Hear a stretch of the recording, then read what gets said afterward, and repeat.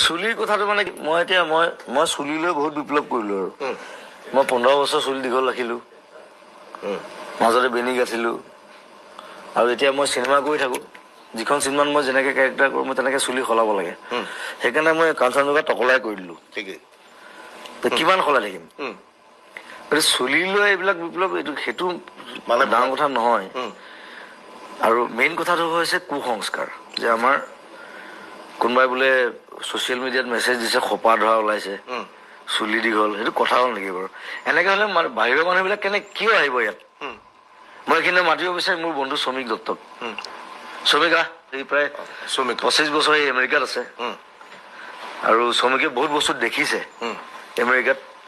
ঠিক আছে আৰু গোটেই পৃথিৱী ঘূৰিছে এতিয়া আমি একেলগে ৰাছিয়া যাম আমি পুত্ৰই খুব ভাল ফুটবল খেলে এটা ভাল খবৰ চবকে কৈছো ফুটবললৈ আমি লাগি আছো আৰু আমি গুৱাহাটী FC যিটো খুলিছো এতিয়া শ্ৰমিক থাকিব আমাৰ লগত আমাক হেল্প কৰিবই লাগিব কথাটো সেইটো যে আমাৰ ল'ৰাই যাতে 10 বছৰ পিছত অসমৰ ল'ৰাই ফুটবল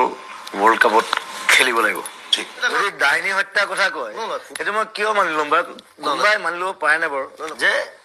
য'ত সেই ল'ৰাকেইটা মাৰিলে মাৰপিট চলি আছে ফেচবুক কিন্তু ঠিকেই চলি আছে মই সেই কথাটো ক'ব বিচাৰিছো ফেচবুক চলি আছে হোৱাটছআপ চলি আছে যে তেওঁলোকে হোৱাটছআপ জানে ফেচবুক জানে তেওঁলোকে ইংলিছ জানে কিন্তু তেওঁলোক অশিক্ষিত বুলি মই কেনেকৈ ক'ম একজেক্টলি